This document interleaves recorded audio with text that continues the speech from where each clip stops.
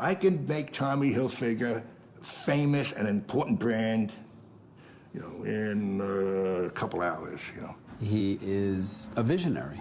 He sees things normal people don't see, and he thinks about what they want to see before they know what they want. He had just recently developed the launch ads for MTV, and he developed this advertising campaign to introduce an unknown to the world of fashion overnight, and he did it.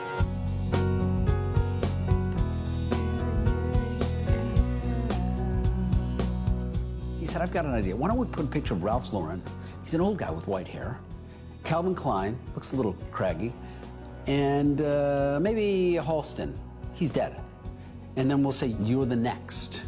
And I said, well, you can't compare me to Ralph Lauren and Calvin Klein. I mean, I can't compare myself. It'll sound like I'm bragging or something. I like to view myself as looking at those guys as the gods. So I show him an ad, and it says, the 4 great American designs for men are, and then it said C dash dash dash. You got to fill in the name.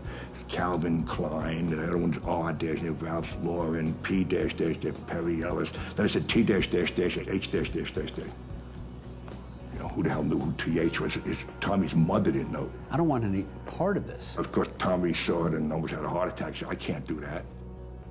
He sat me down and said, listen, if you want to have any name recognition in this business at all, you need millions of dollars worth of advertising over and over and over and over, and it'll take you years. If you want your name to be known right away and people to go and look at your clothes, we need something unique like this.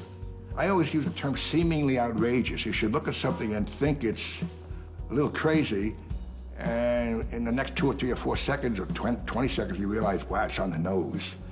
But the product better be damn good, because if the product isn't any good, I'll put it out of business. Because people will run and buy it and find it's a piece of shit. I had sleepless nights because I was thinking this is going to be the end of my career, and then every once in a while I would think, but maybe the name will become known. People will look at the clothes and like the clothes. The ads ran. People went crazy.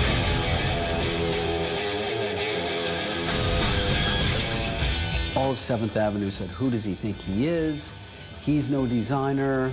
Ralph and Calvin have been working years and years and years. He was on the Johnny Carson show the week after I ran the ad. I said, it's not a campaign I dreamed up myself. It was a campaign Mr. George Lois dreamed up and convinced my business partner we should run. It was not my choice to run this campaign. And I'm a struggling designer, and I hope for the best with my company and my clothes. But I've been truly embarrassed by it. And I did a gigantic billboard that said the same words on 7th Avenue to piss off Calvin and Ralph, etc. He became famous overnight, literally. But it also drove me into such embarrassment. I rolled up my sleeves and worked harder than I ever thought I'd work. I knew there would be only one way to prove the naysayers wrong, and that would be to come out with amazing clothes.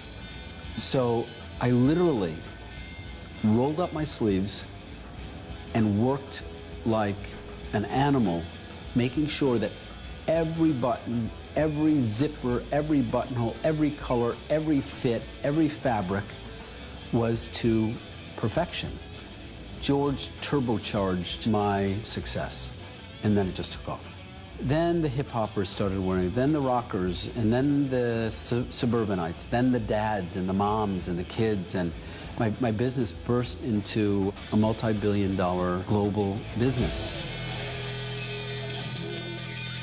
Great advertising makes food taste better.